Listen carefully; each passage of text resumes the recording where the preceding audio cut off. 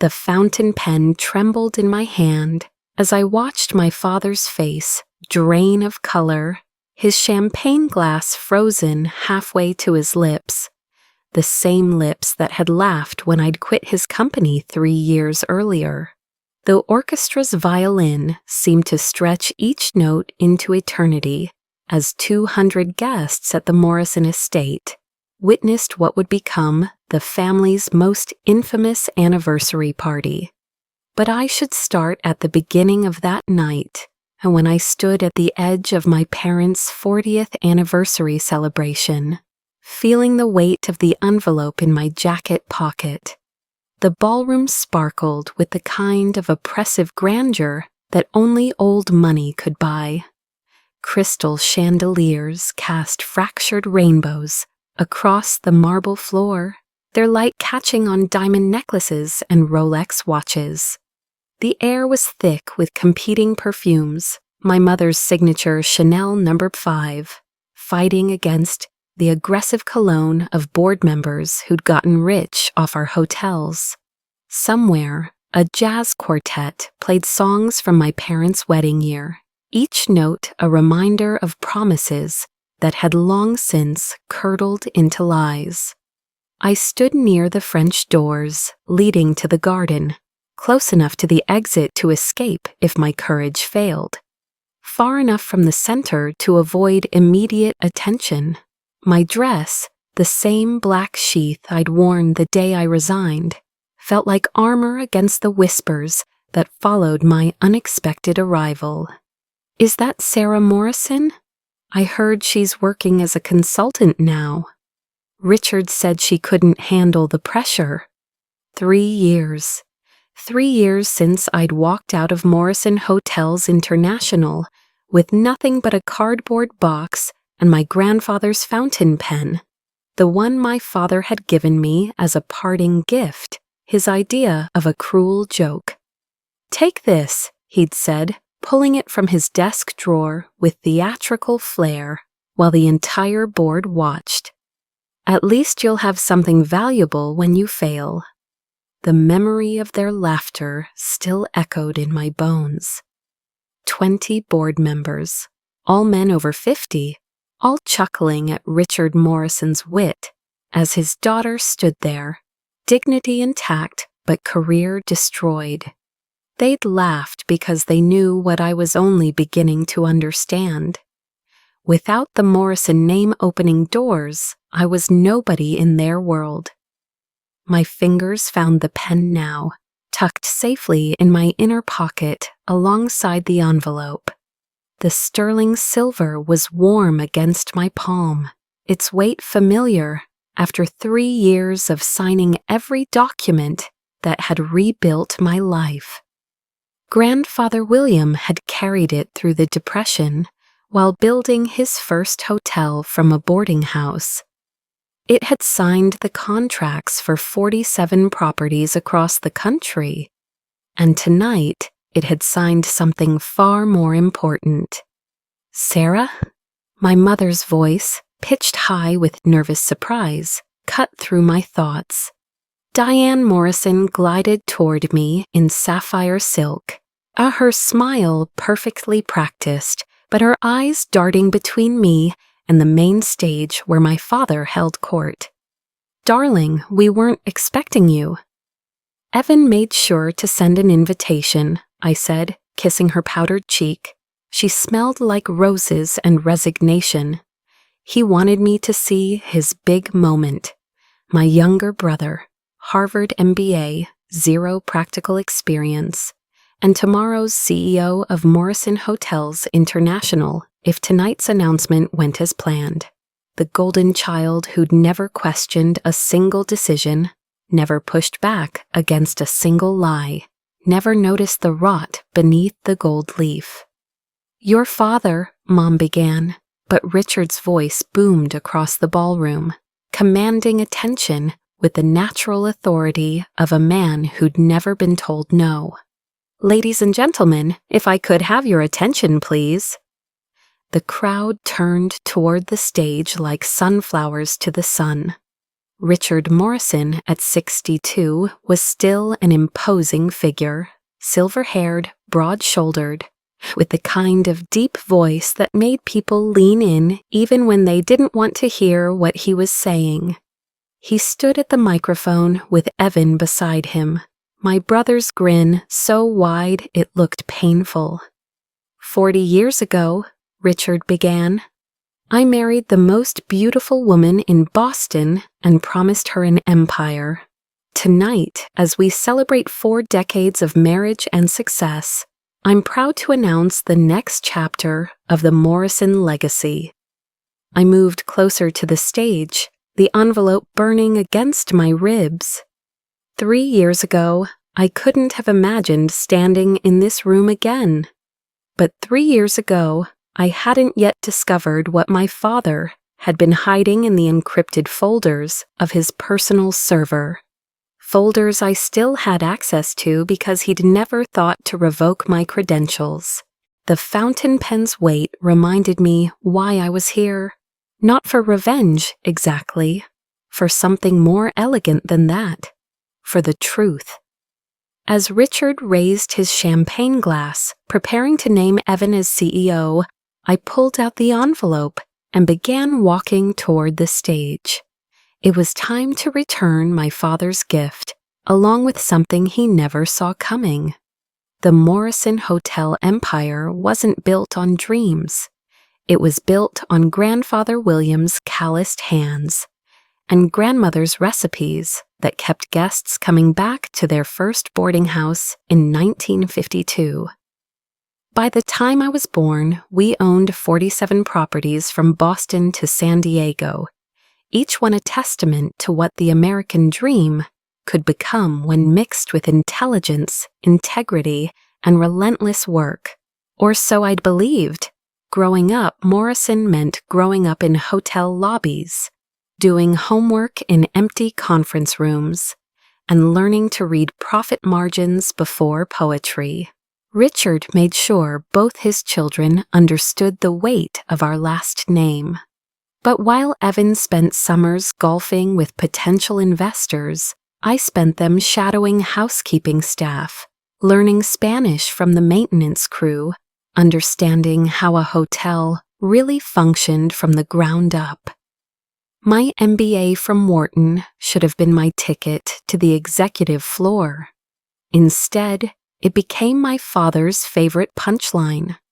My daughter went to Wharton, he'd tell colleagues, and all she learned was how to question her superiors.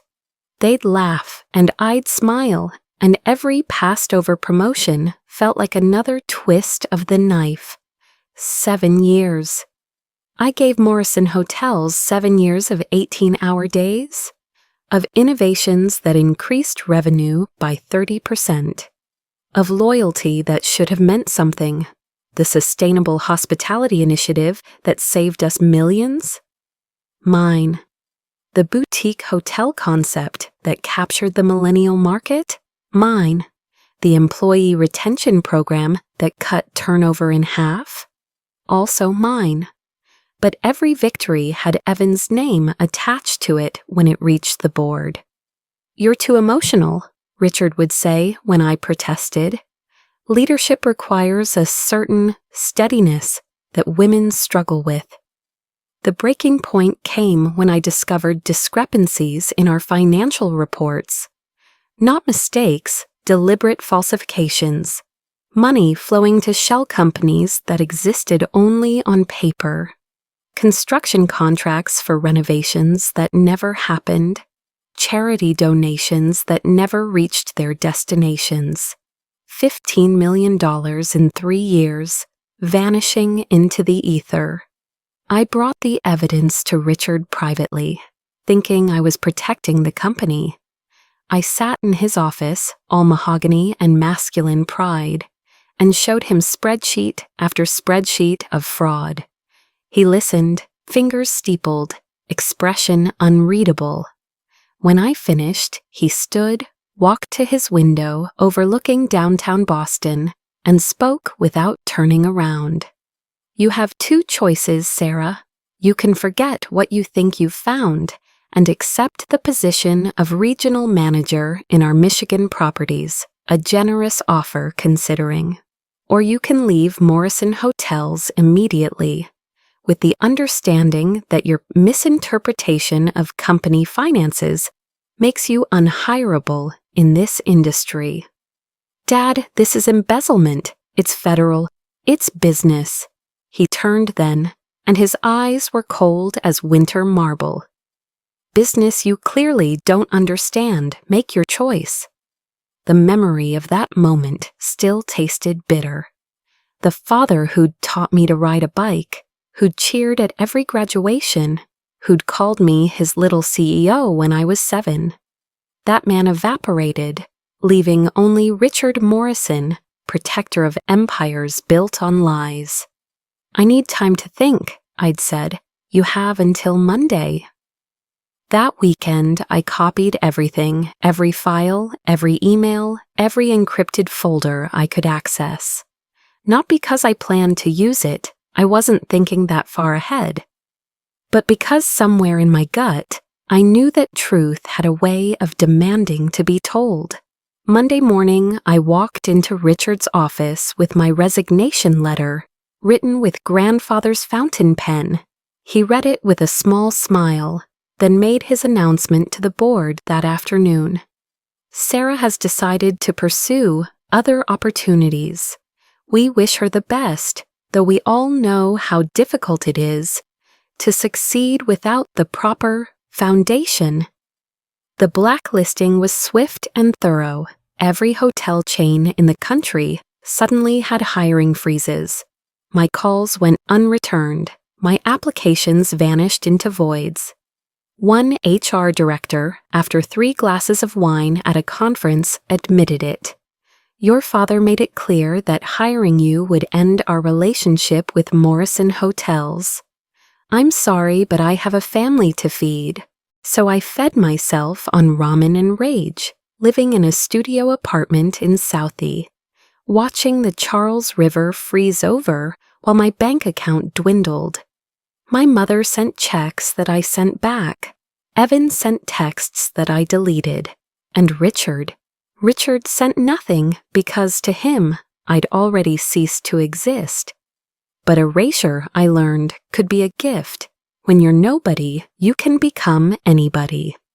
And the anybody I became was a consultant who specialized in corporate ethics compliance. Ironic maybe, but certainly educational. What Richard didn't know, what he'd never bothered to learn in all his years of dismissing me, was that I'd kept everything. The laptop he'd forgotten to retrieve, the access codes he'd never revoked, the encrypted folders that told the real story of Morrison Hotels International. 3 years of building my reputation, 3 years of waiting, 3 years of planning, and now standing in this ballroom with its suffocating splendor, watching my father prepare to crown his hollow prince, I knew the waiting was over. The envelope in my pocket contained everything: SEC filings, FBI reports, IRS documentation, all filed at exactly 6 p.m. tonight, 1 hour ago. The trap was already sprung. This announcement, this was just courtesy. Some opportunities, I whispered, raising my own champagne glass in mock salute, are worth waiting for. The discovery happened 6 months ago on a Tuesday that started like any other: coffee at 5 a.m., emails until 7, then diving into case studies for my biggest client yet. I was preparing a presentation on corporate transparency, ironically enough, when I decided to use Morrison Hotels as a cautionary tale. Anonymous, of course. Changed enough details to avoid lawsuits, but I needed the real data to build the case.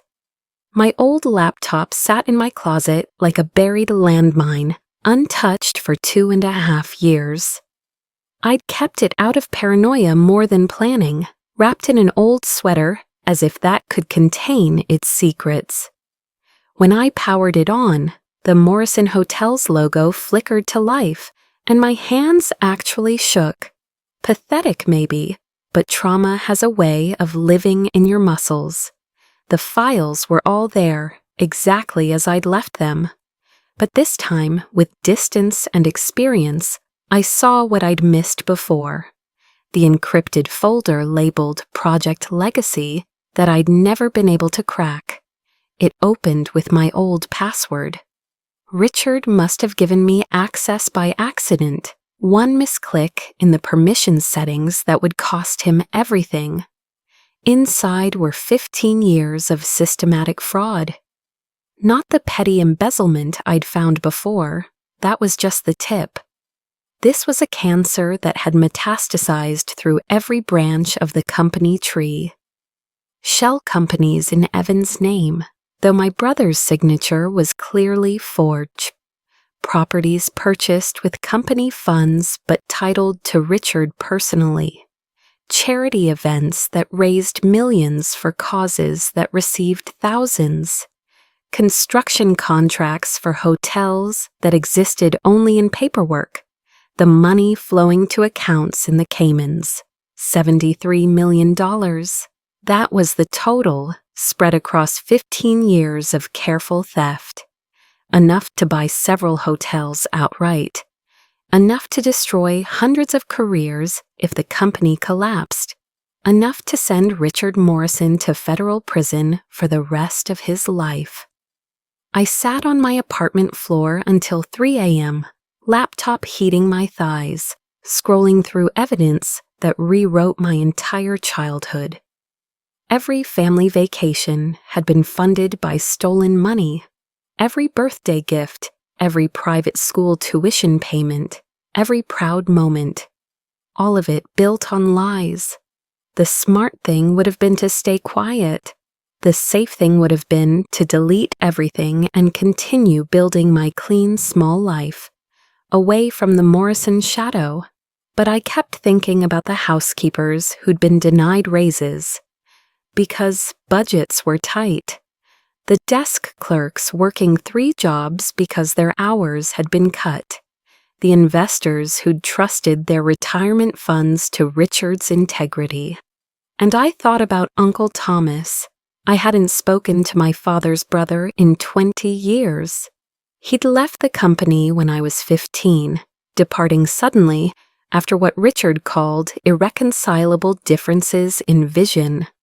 But Thomas had sent me a card when I graduated from Wharton. Just 3 words, "Stay strong, kiddo." I'd kept it, though I never understood why. Now I did. Thomas answered on the 3rd ring, his voice exactly as I remembered, warm honey over gravel. "Sarah Morrison, I wondered when you'd call." "You knew?" "I suspected. Your father's good at keeping secrets, but patterns don't lie. When someone gets forced out for asking questions..." He paused. "You found something, didn't you?" We met at a diner in Worcester, halfway between Boston and his farm in the Berkshires. Thomas looked older but happier, laugh lines replacing the stress furrows I remembered. Over coffee and pie, I showed him everything. He wasn't surprised. I found the early signs 20 years ago, small discrepancies, nothing I could prove. When I brought it to Richard, he destroyed me, told the board I'd been skimming, told our mother I'd had a breakdown. By the time he was done, I was lucky to leave with my sanity. "Why didn't you fight back?" "With what?" He had the lawyers, the connections, the credibility. I had accusations that sounded like sour grapes. Thomas reached across the table, covered my hand with his weathered one. "But you have proof, and more importantly, you have something I didn't?" "What's that?" 3 years of distance to plan it right. We spent the next 4 months building the case with the precision of cardiac surgeons. I hired forensic accountants with my savings, people who specialized in unraveling financial knots. We traced every transaction, documented every forgery, created a paper trail so clear a child could follow it. But we also did something else. We built a solution. Not destruction, but transformation. A way to save the company and the innocent employees while removing the cancer of Richard's leadership. It required precision, timing, and one crucial element, the anniversary party. "He'll want to make a grand gesture," Thomas predicted. Richard never could resist an audience. The invitation arrived a month ago, addressed in Evan's shaky handwriting. "Dad wants you there," my brother had scrawled on a post-it. "Says it's time to bury the hatchet." I smiled when I read it. Richard wanted to bury something, all right. He wanted to bury my relevance, once and for all, by showing everyone how far the family had risen without me. Instead, he'd given me the perfect stage for resurrection. The plan crystallized. File everything with the authorities at 6 p.m. during cocktail hour. Arrive at 7 p.m. during dinner. Wait for Richard's announcement, then reveal everything publicly. Not for drama, though I'd be lying if I said there wasn't satisfaction in the thought, but for witnesses. 200 of Boston's most influential people would hear the truth directly, making it impossible for Richard to spin or suppress. Standing in that ballroom now, watching Richard prepare his kingdom for Evan's coronation, I felt the weight of grandfather's fountain pen against my ribs. William Morrison had built this company with honest work and ethical practices. It seemed only fitting that his pen would sign its salvation. "The thing about buried hatchets," I murmured, moving toward the stage, "is that sometimes they're just waiting to be dug up." The valet's face when I stepped out of my Uber was almost worth the entire evening. "Miss Morrison, we weren't— that is, your name wasn't on the list." "Family doesn't need to be on the list," I said, handing him a 20 that probably exceeded his usual tips. "Keep the car close, would you? I might need a quick exit." Walking through the Morrison estate's front doors felt like entering a time machine. Nothing had changed. Not the marble foyer with its ridiculous double staircase. Not the portrait of Grandfather William hanging opposite the door. Not even the smell of lemon polish mixed with my mother's perpetual fresh roses. Only I had changed, and that invisibility felt like armor. I'd chosen my outfit carefully, the same black dress from my resignation day, tailored now to fit the body that stress had carved leaner. The same pearl earrings grandmother had left me, the ones Richard said I'd earn when I made VP. The same low heels that let me move quickly if needed. But now I'd added grandfather's fountain pen in my inner pocket, and an envelope that weighed more than its paper should allow. The cocktail hour was in full swing when I entered the ballroom. Clusters of Boston's elite stood in careful formations. Old money to the left, new money by the bar, politicians near the windows for easy escape. I recognized most faces. Judge Harrison, who'd dismissed a discrimination suit against our hotels. Senator Blake, who'd pushed through our tax breaks.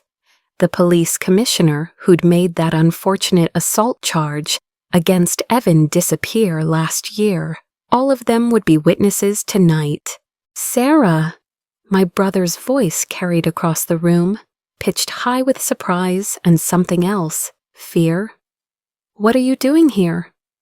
Evan looked exactly as I'd expected. Armani suit that cost more than most people's monthly rent. Hair styled to hide the early balding, cologne applied with a fire hose. At 30, he still had the soft look of someone who'd never faced a consequence he couldn't buy his way out of. "Can't a sister celebrate her parents' anniversary?" I kissed his cheek, noting how he flinched. "Congratulations on the promotion, by the way." "How did you—" He stopped, face reddening. It hasn't been announced yet. Please, Richard's been grooming you since I left. We all knew this was coming. Since you abandoned the family, you mean? His voice dropped to a hiss. You left us to deal with the mess you created with your accusations. What mess would that be, Evan? But he was already looking past me, toward the library door where our father had emerged. Richard's eyes found mine across the room, and for a moment neither of us moved. Then he strode over, each step measured and deliberate, the crowd parting like he was Moses, and they were the Red Sea. Sarah, no daughter, no sweetheart, just my name like a statement of fact. This is unexpected. Evan invited me. My brother started to protest, but Richard silenced him with a look. Up close, I could see the changes 3 years had wrought. Deeper lines around his eyes, a slight tremor in his left hand he tried to hide by keeping it in his pocket. The king was aging, and kingdoms built on lies aged their rulers faster. What's in the envelope, Sarah?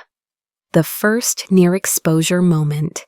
His eyes had tracked to my hand where I'd unconsciously touched the pocket. Holding everything, I forced myself to smile, channeling the daughter he'd trained to never show weakness. A congratulations card for Evan. Thought I should acknowledge the new CEO properly.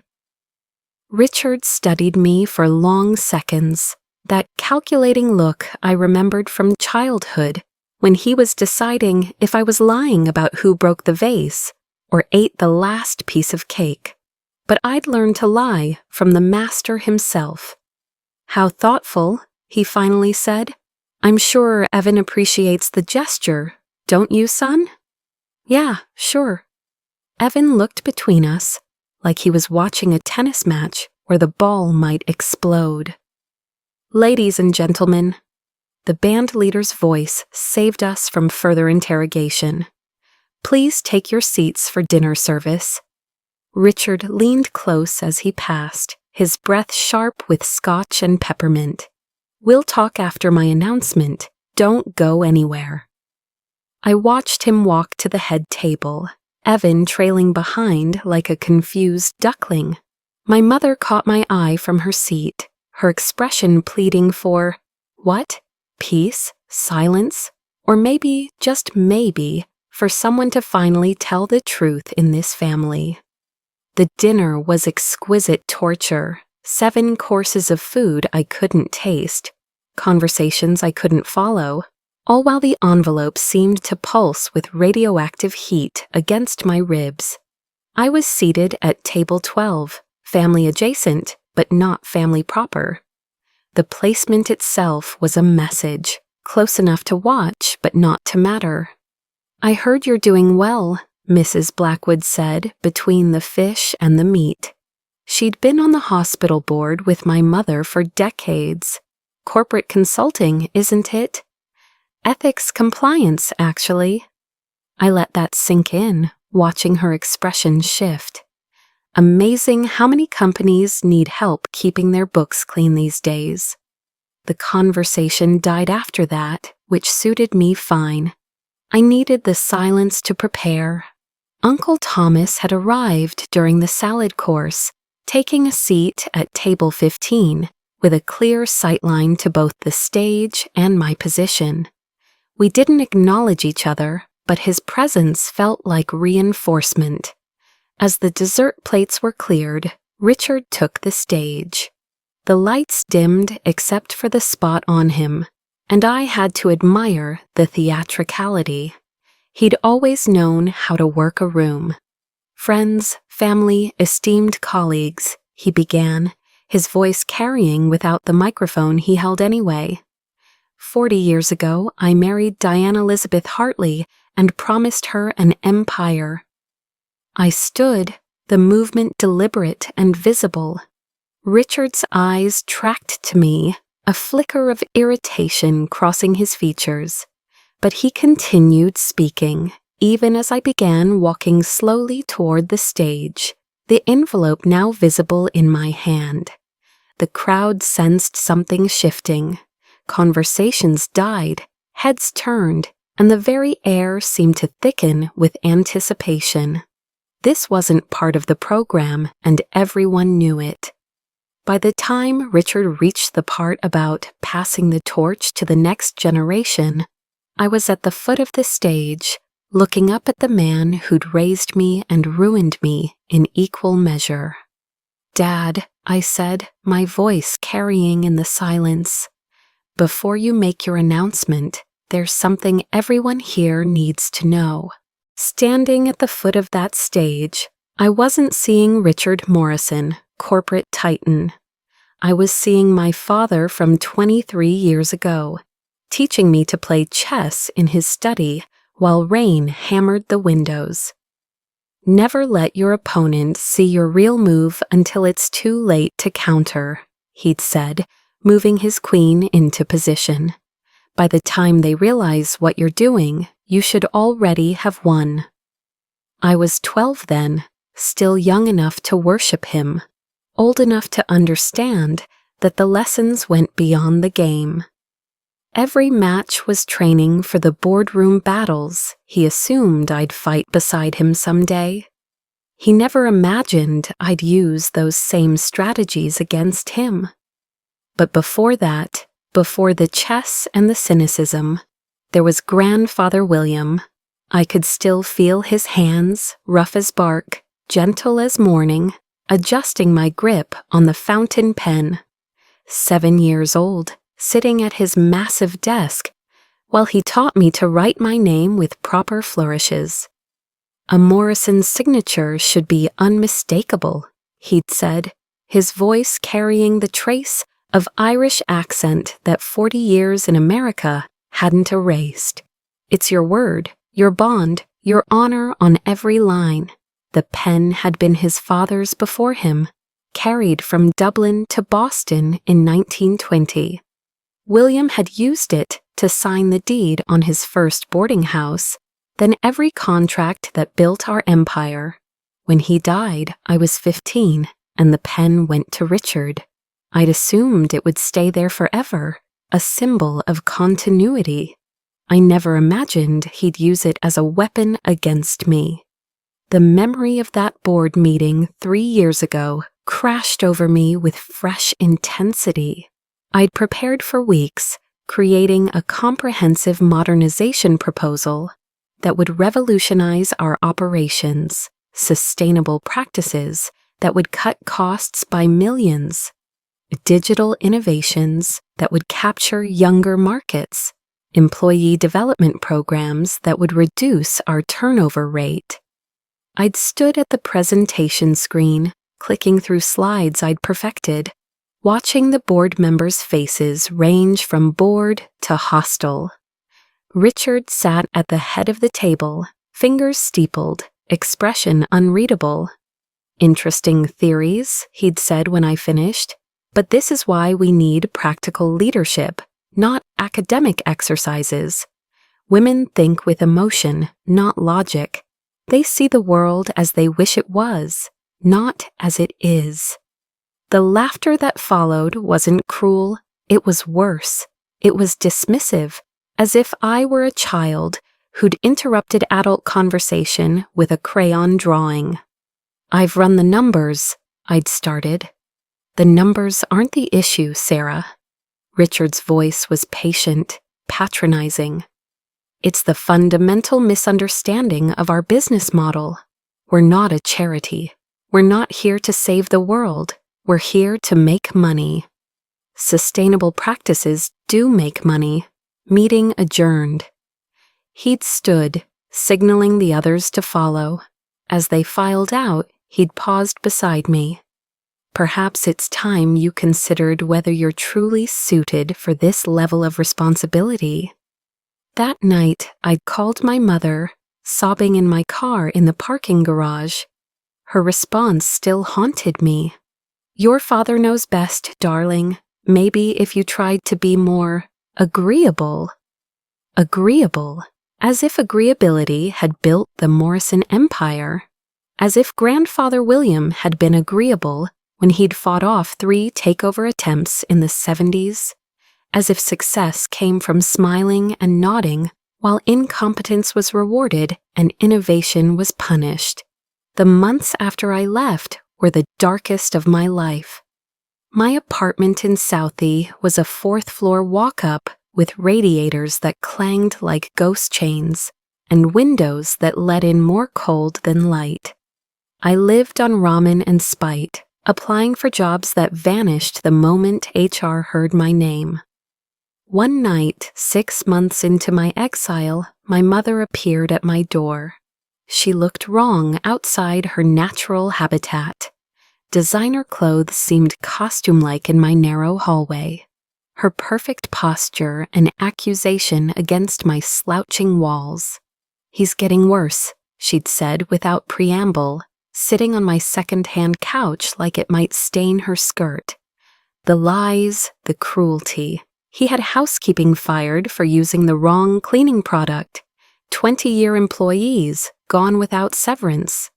"Why are you telling me this?" "Because you're the only one who ever stood up to him." She'd reached for my hand, her fingers cold despite the summer heat. "I chose this cage, Sarah. I chose security over freedom, comfort over truth, but you didn't. Stay free. Stay away." "Mom, I have to go." She'd stood, smoothing invisible wrinkles. "He thinks I'm at the hospital board meeting." At the door, she'd turned back. "Your grandfather would be proud of you. You're the only real Morrison left." That night, I'd made a decision. Not to return, not to fight, but to build. Every rejected job application became motivation. Every slammed door became a reason to create my own. I started with one client, a small firm that needed help with compliance issues. They couldn't afford much, but they could afford me. Word spread slowly. Sarah Morrison, the exile, actually knew what she was doing. My client list grew from 1 to 5 to 20. My studio apartment became a 1-bedroom. Ramen became real food. And through it all, Grandfather's fountain pen signed every contract, every invoice, every small victory. The pen that Richard had mocked me with. The pen he'd thought was my consolation prize. Now standing in this ballroom filled with people who'd watched him humiliate me, I pulled that same pen from my pocket. The silver caught the stage lights, throwing tiny reflections across the walls like scattered stars. "This pen," I said, loud enough for everyone to hear, "has quite a story to tell." Richard's face had gone very still, the kind of stillness that precedes earthquakes. He knew in that moment that the chess match he'd started 3 years ago was about to end. And his king was in check.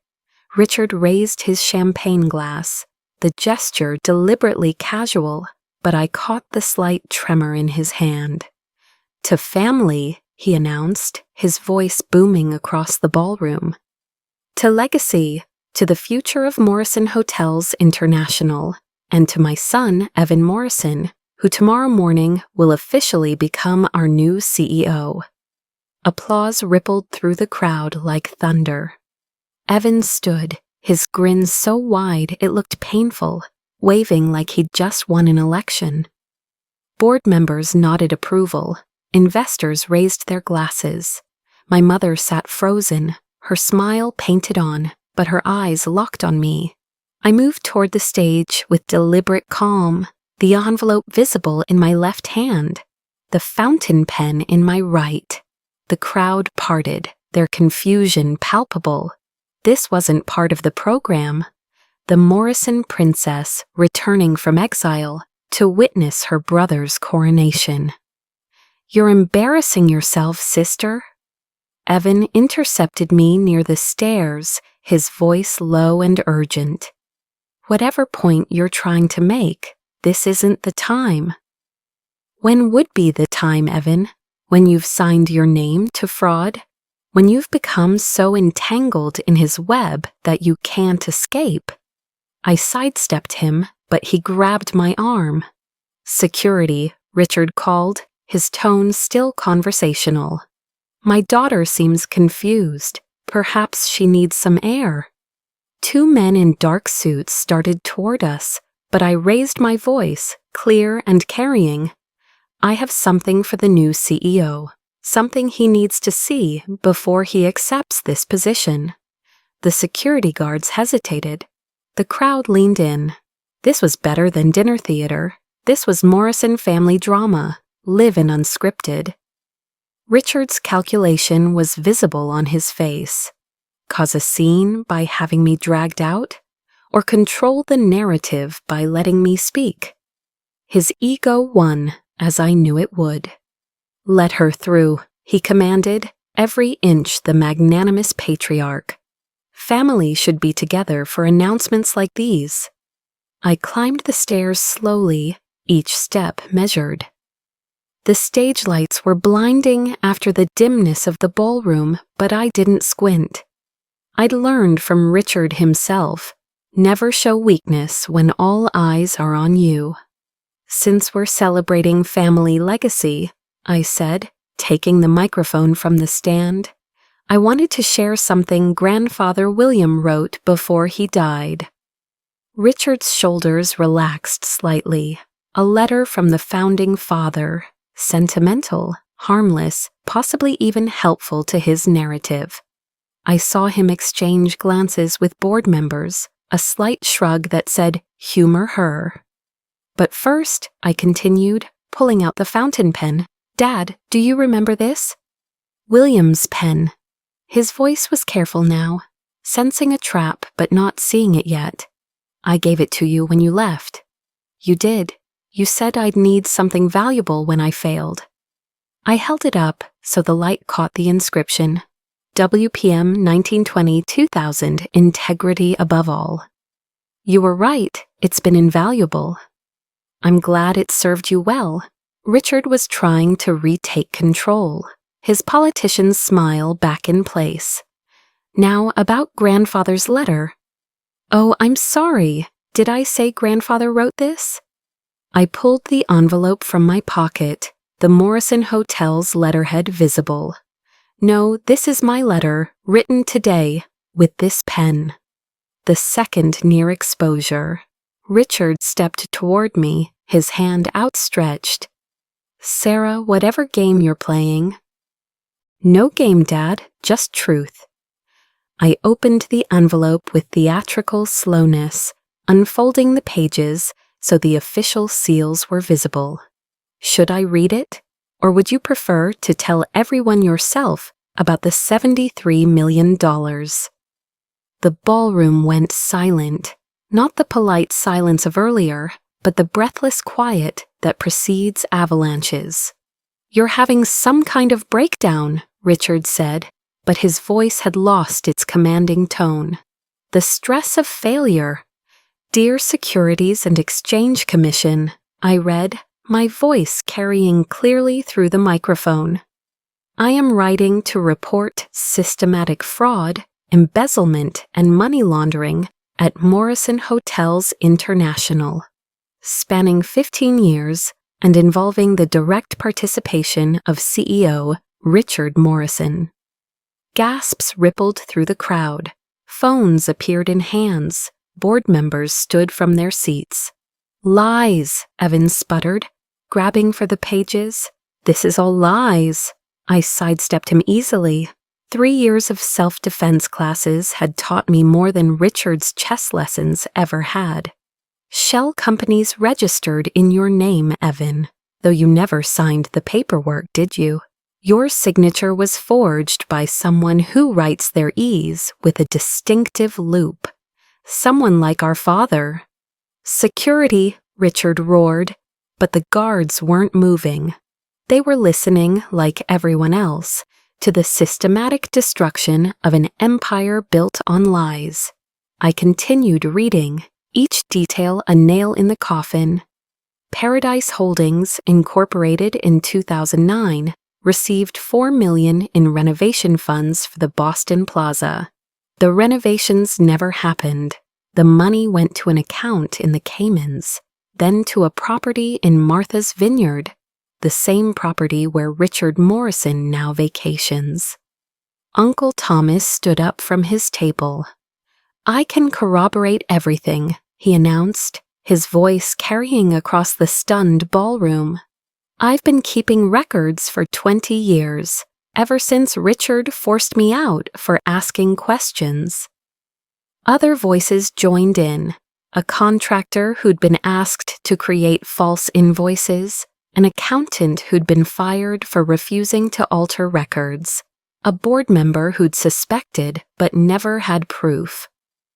"This is a conspiracy," Richard said, but his face had gone gray. He pulled out his phone, presumably to call his lawyer, and I saw the exact moment he realized what I'd done. "The accounts were frozen at 6 p.m., I informed him. "The FBI, SEC, and IRS have had this information for an hour. They're probably already at your office, your home, the Vineyard property. This," I gestured to the letter, "is just courtesy, so everyone here knows exactly who they've been in business with." Richard's phone rang, his lawyer, no doubt. He answered it, his face cycling through expressions like a slot machine: confusion, anger, fear, and finally the one I'd waited 3 years to see: defeat. But I wasn't done yet. "The letter continues," I said, my voice steady, despite the chaos erupting around us. Board members were making frantic phone calls. Investors were heading for exits. My mother sat perfectly still, tears streaming down her face, but her spine straight, as if she'd been waiting for this moment as long as I had. "Beyond the embezzlement," I read, "there's the matter of investor fraud. Quarterly reports inflated by an average of 30%. Occupancy rates fabricated. Construction costs doubled on paper, while contractors were paid half.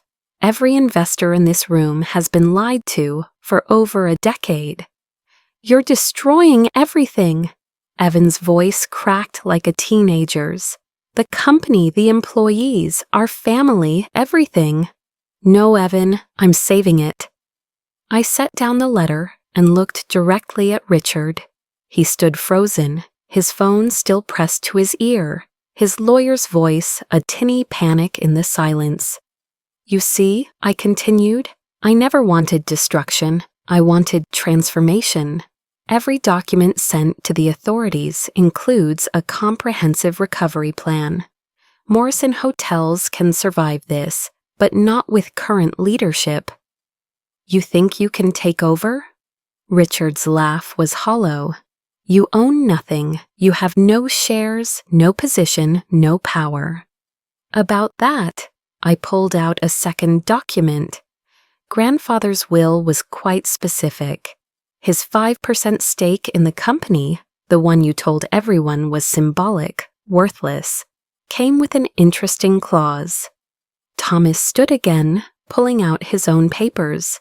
The morality clause: if the CEO is found guilty of fraud, embezzlement, or any felony, those shares automatically double. Sarah now owns 10%. "Plus my 5%, Thomas added, "which I never sold despite what you told everyone. That's 15. "Still not enough," Richard said, but his voice was uncertain. "Mr. Morrison." A woman stood from table 3, Margaret Chen from Pinnacle Investment Group. "Given tonight's revelations, we'll be exercising our emergency divestment clause.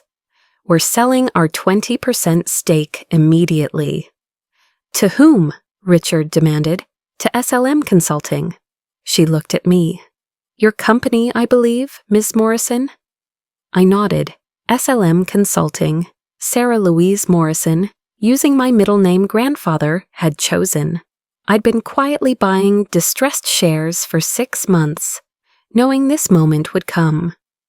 35%, I said. "But we're not done." 4 more board members stood. "We've been discussing this for weeks," Harrison Fletcher announced. He'd been with the company 30 years, one of the few grandfather had hired. "Those of us who remember William Morrison's vision have been concerned about the company's direction. We collectively own 26%, and we're prepared to vote." 61%, I said quietly. "A controlling interest. You planned this." Richard's voice was barely a whisper. "You've been planning this for months. 3 years, actually, since the day you gave me this pen and told me I'd fail." I held it up again, its silver surface catching the light. "You taught me chess, remember? Never let your opponent see your real move until it's too late to counter." "The company will collapse," he said desperately. "The scandal, the investigations, 30,000 employees will lose their jobs." "No, they won't." I pulled out the final document. "Because you're going to resign, tonight, quietly. You'll cooperate fully with authorities, return the stolen funds, and accept whatever plea deal they offer. In exchange, the transition will be smooth, the company will survive, and those employees keep their jobs. And if I refuse, then tomorrow morning the FBI arrests you in your office, in front of everyone. The company's stock crashes, the board fires you anyway, and you still go to prison, but with the maximum sentence instead of a plea deal." I held out grandfather's pen. "Your resignation letter is already written. All you have to do is sign." The ballroom was silent except for the scratch of pens on notepads. Journalists who'd been covering a society anniversary were now witnessing the downfall of a dynasty. Richard looked around the room, at board members who'd already chosen sides, at investors heading for exits, at my mother who'd finally stopped pretending everything was fine. His empire, built on lies and held together by fear, was crumbling in real time. "You can't do this to family," he said, one last desperate play. "Family?" I laughed, but there was no joy in it. "You destroyed our family the day you chose greed over integrity. This isn't about family anymore, Dad. It's about justice." His hand shook as he reached for the pen. For a moment, I thought he might throw it, might rage, might make one last stand. Instead, he did something I'd never seen before. He looked old. The mighty Richard Morrison, reduced to what he'd always been, beneath the bluster, a man who'd betrayed everything his father built. "Before you sign," I said, loud enough for everyone to hear, "you should know that Evan can keep his position, not as CEO, but as an entry-level manager in our Cincinnati property. He'll learn the business from the ground up, the way grandfather intended, the way you never let me learn." "And Mom?" Evan asked, his voice small. I looked at my mother, who was standing now, removing her wedding ring with deliberate precision. "Mom's divorce lawyer is in the next room with papers of her own. Turns out she's been documenting things too. Community property laws are fascinating, aren't they, Dad?" The pen hovered over the signature line. The entire room held its breath. Richard's signature was the same as always, bold, aggressive, taking up too much space on the page. But his hand shook as he wrote it, and when he finished, he set grandfather's pen down like it burned him. "There's one more thing," I said, picking up the pen. "The shares." "You already have control," Richard said flatly. "What more could you want?" "Oh, I don't want anything, but you're about to discover what you actually own." I pulled out my phone, connected it to the presentation system. The Morrison Hotel's organizational chart appeared on the screen behind us. "You see, while you were busy stealing from the company, you never noticed the technical error in your contract renewal 5 years ago. Richard's lawyer had disconnected, probably racing to the office. But it was too late for legal maneuvering. Your personal shares, the 30% you claim to own, were actually held by Morrison Holdings LLC, not you personally. And Morrison Holdings LLC, according to its charter, reverts all shares to the employee pension fund if the managing partner commits a felony. That's not... Richard grabbed for his phone again. Legal? Actually, it is. You signed the charter yourself. I should know, I wrote it, back when you still trusted me with legal documents. I clicked to the next slide. Congratulations, Dad. You just made 30,000 employees very happy. Their pension fund now owns 30% of the company they've been building. The ballroom erupted. Not in chaos this time, but in something like celebration.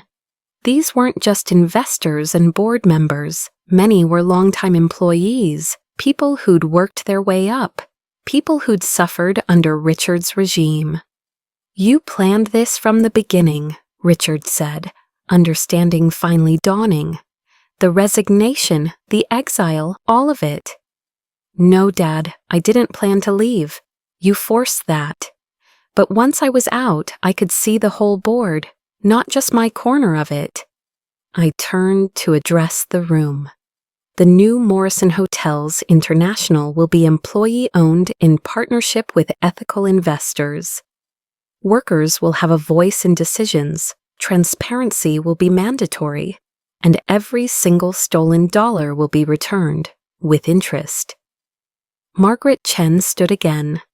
The board would like to propose Sarah Morrison as interim chairman to oversee the transition. Seconded, Thomas called out. All in favor? Harrison Fletcher asked. The ayes were overwhelming. I'm not taking the CEO position, I clarified. We're conducting a national search for someone with experience in ethical turnarounds, someone from outside the Morrison name, outside this toxic culture. Then what will you do? Someone called out. Continue building my consulting firm, help other companies avoid this fate, and serve as chairman to ensure this company finally lives up to grandfather's vision. Richard stood to leave, but I wasn't done. Security, I called, and this time they responded to me. Mr. Morrison needs to remain until the FBI arrives. They'll have questions. You're enjoying this, he accused. No, Dad, I'm not. And I meant it. There's no joy in watching your father reveal himself as a stranger. No satisfaction in discovering your childhood was built on lies. But there is relief in knowing it's over. My mother approached the stage, her dignity intact despite the tears. I have something to say. I handed her the microphone. 40 years ago, she began, her voice stronger than I'd heard it in decades. I married a man I thought had integrity. I've spent 20 years knowing otherwise, but staying silent out of fear, out of misplaced loyalty, out of the mistaken belief that preserving the lie was better than revealing the truth.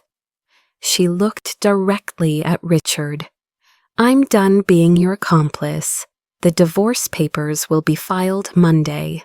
And Richard, I've been recording our conversations for 2 years. Every threat, every admission, every cruel word. My lawyers have those recordings now.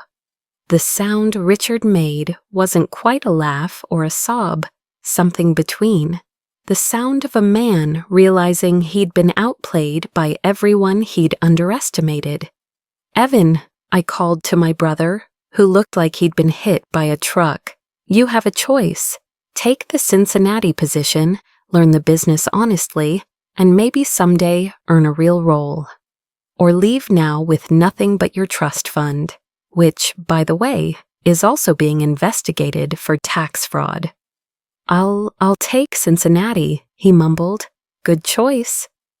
I turned back to the room. For everyone else, know this: Morrison Hotels International is under new management effective immediately. Every contract will be reviewed, every relationship evaluated. Every decision will be made in the light, not in the shadows. Blue and red lights flashed through the ballroom windows.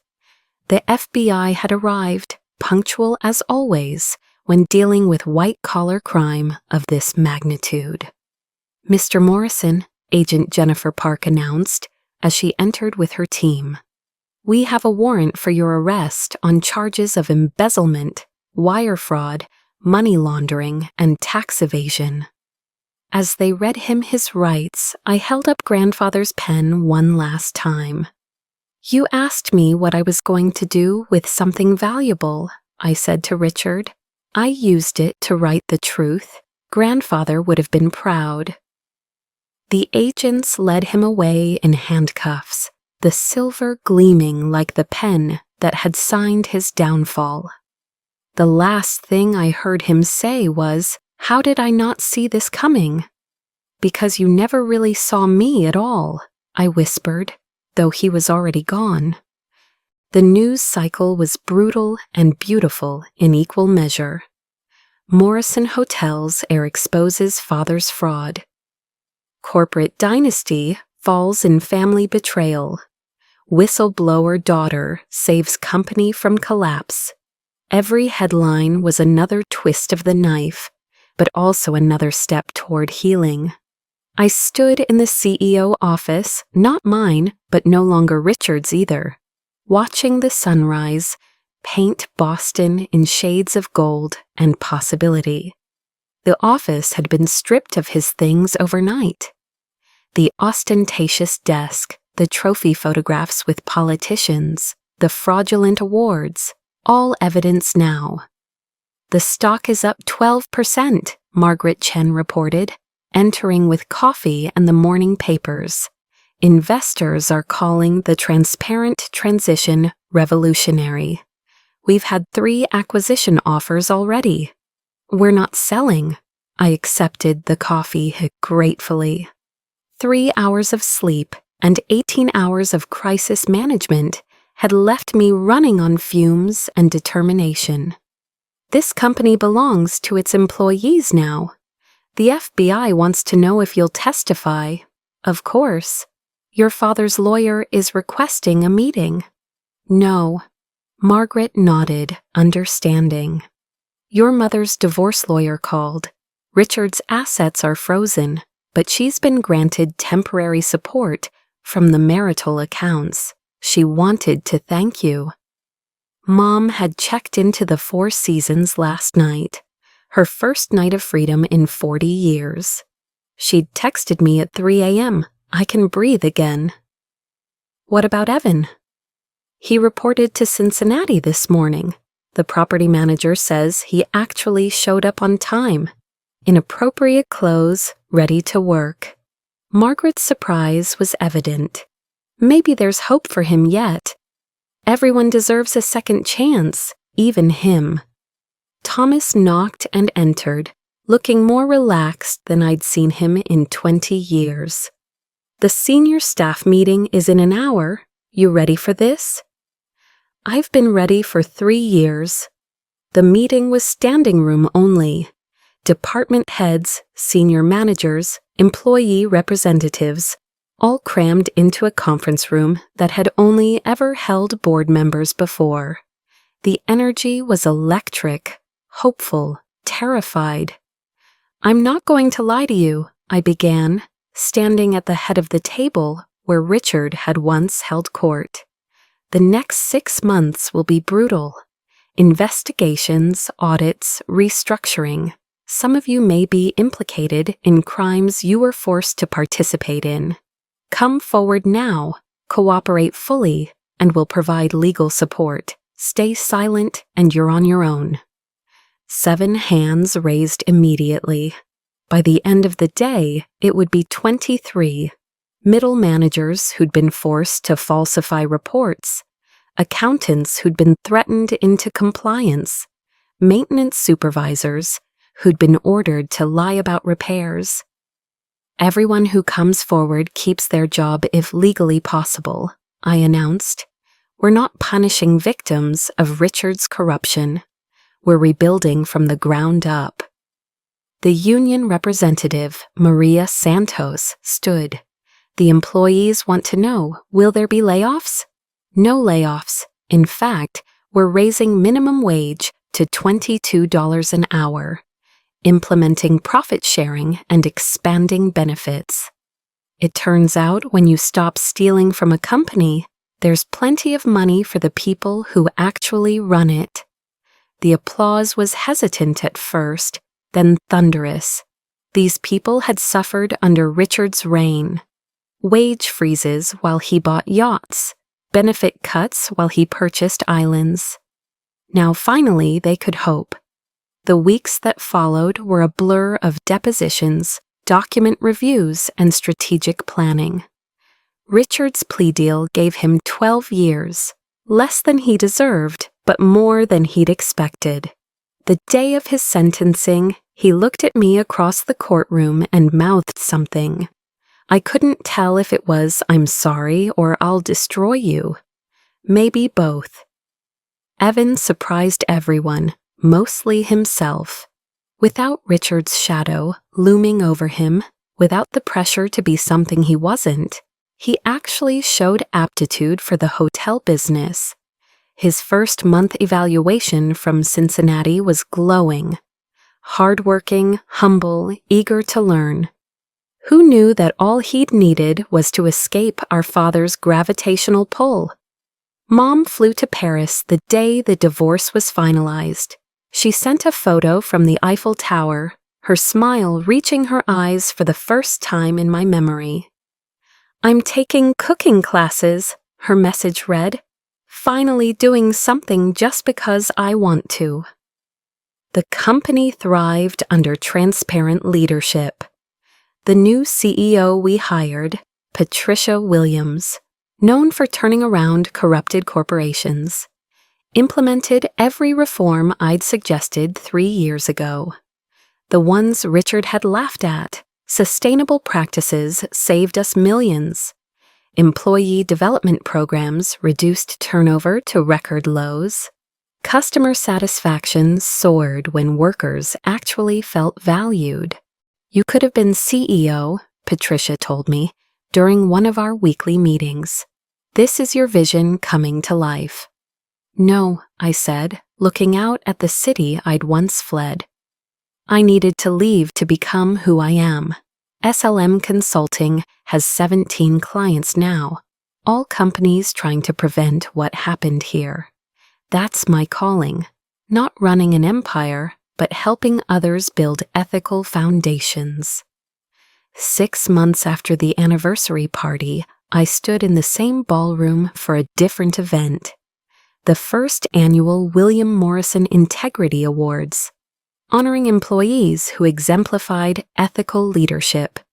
The room was full again, but the energy was different. Hope instead of fear.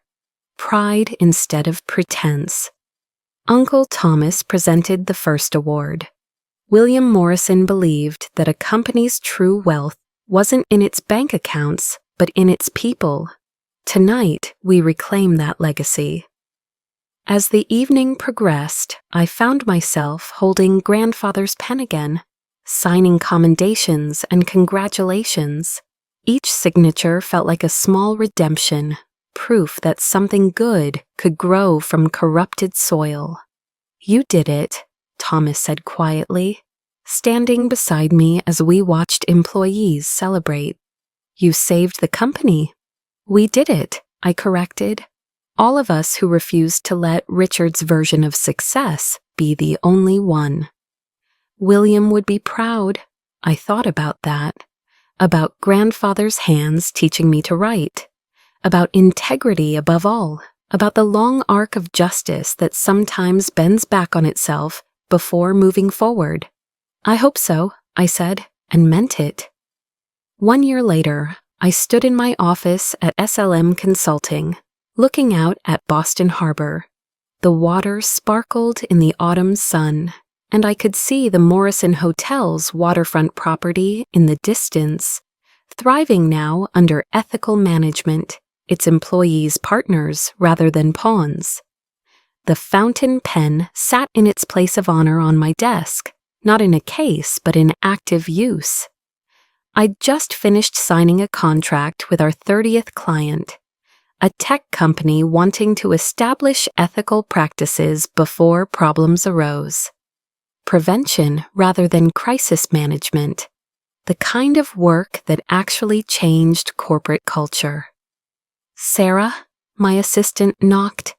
"There's someone here to see you. Says it's about a whistleblower situation." A young woman entered, maybe 25, clutching an envelope with shaking hands. She looked like I had 3 years ago, professional clothes that couldn't hide the fear, determination warring with doubt. Someone standing at the edge of a cliff and deciding whether to jump. "I'm Jennifer Liu," she said. "I work for Brennan Industries. I found something big. Fraudulent safety reports. People could die if I don't speak up, but if I do..."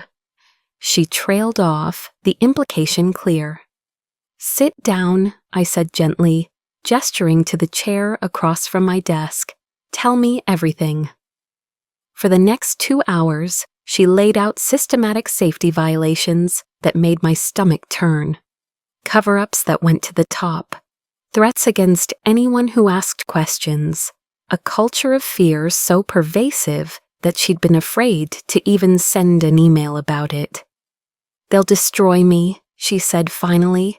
"My career, my reputation, everything." I picked up grandfather's pen, its weight familiar as breathing now. "Maybe, or maybe you'll destroy them first, the right way, the legal way, the way that saves lives and transforms a toxic culture." "You did it," she said. "Everyone knows the Morrison Hotel story, but you had resources, connections." "I had a studio apartment and ramen noodles," I corrected. What I really had was patience, planning, and the absolute certainty that truth matters more than comfort.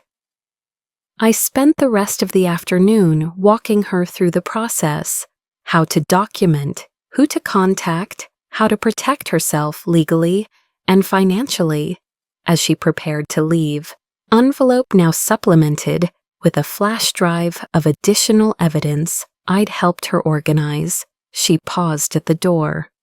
"Why do you do this? You could have taken over your family's company, been CEO of a hotel empire.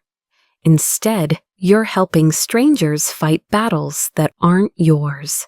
I thought about Richard in his federal prison cell, about Evan actually smiling in his Cincinnati reports, about Mom's postcards from her cooking school in Lyon, about grandfather's pen and the weight of legacy and the choice between comfortable lies and uncomfortable truths.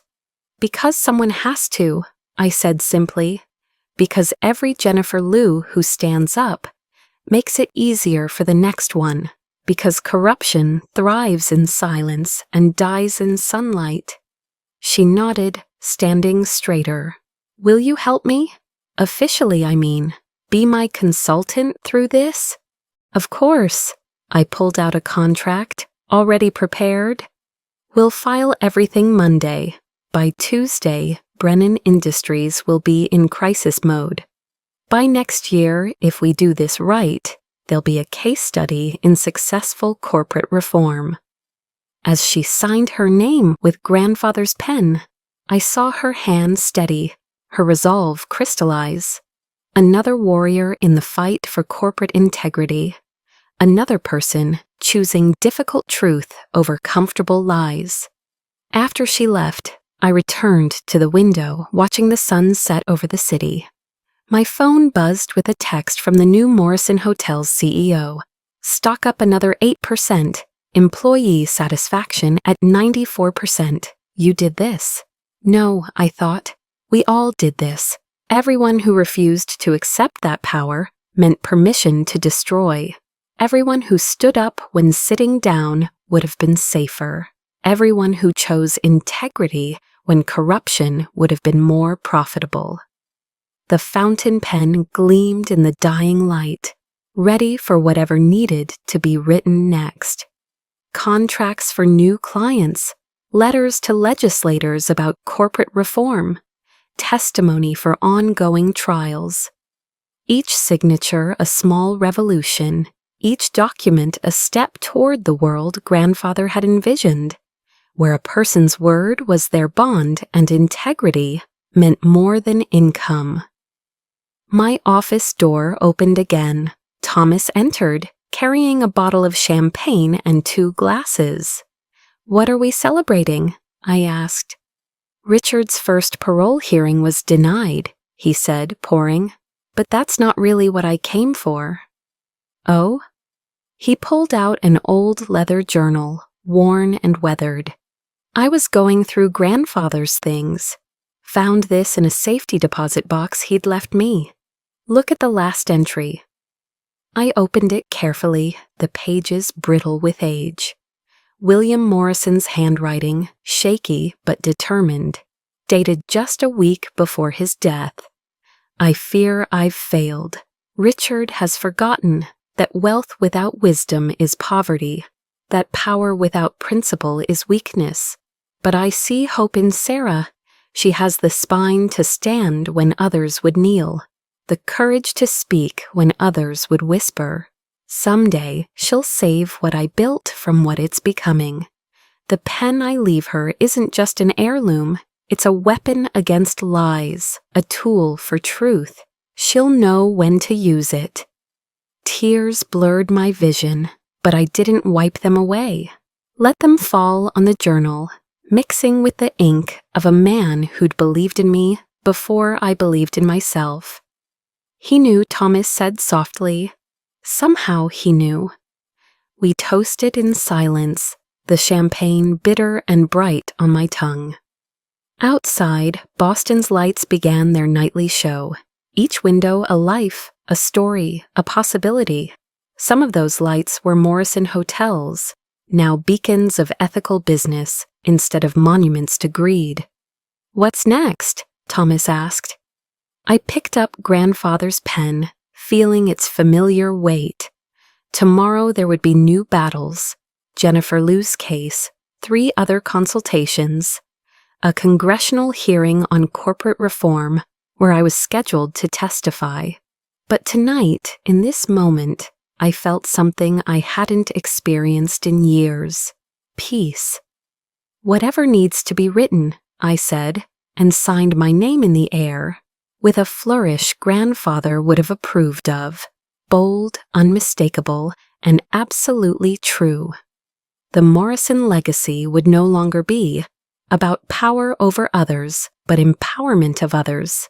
Every signature, every stand, every difficult conversation would build on what grandfather started and what Richard had tried to destroy. And that fountain pen, that beautiful, battle-scarred pen, would write every word of the new chapter. Because some stories don't end with revenge, they end with redemption, transformation, and the radical act of choosing truth in a world that rewards lies. They end with standing up not just for yourself, but for everyone who comes after. They end with the understanding that real power isn't what you can take, but what you can give. As Thomas left and I prepared to close the office, I looked one more time at the fountain pen. Tomorrow it would sign Jennifer Liu's whistleblower documents. Next week it would endorse reforms that could change corporate America. Next month, who knew? But tonight it had already done its most important work. It had reminded me that integrity isn't just a word etched in silver. It's a choice we make every day, with every signature, every stand, every decision, to be who our best ancestors hoped we would become. Sometimes the greatest revenge isn't destroying those who wronged you. It's becoming someone they could never be. If this story resonated with you, remember that standing up for truth, no matter how difficult, creates ripples that become waves. Visit us at Refined Revenge, where every story reminds us that dignity and justice are the ultimate victories.